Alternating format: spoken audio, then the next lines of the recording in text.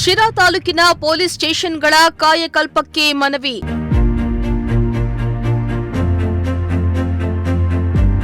ಬುಕ್ಕಾಪಟ್ಟಣಕ್ಕೆ police ಠಾಣೆ ಮಂಜೂರಿಗೆ ಪರಂ ಭರವಸೆ.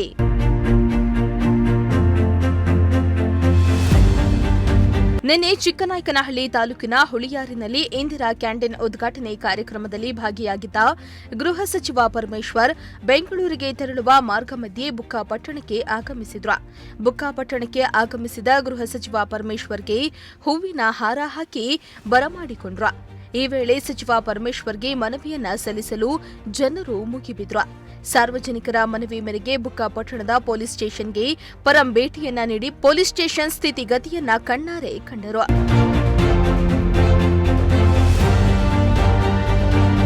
ಈ ವೇಳೆ ಬುಕ್ಕಾಪಟ್ಟಣದ ಪೊಲೀಸ್ ಠಾಣೆಯನ್ನ ಮೇಲ್ದರ್ಜೆಗೆ ಏರಿಸುವಂತೆ ಸ್ಥಳೀಯ ಮುಖಂಡರು ಸಚಿವ ಪರಮೇಶ್ವರ್ಗೆ ಮನವಿಯನ್ನ ಮಾಡಿದ್ರು.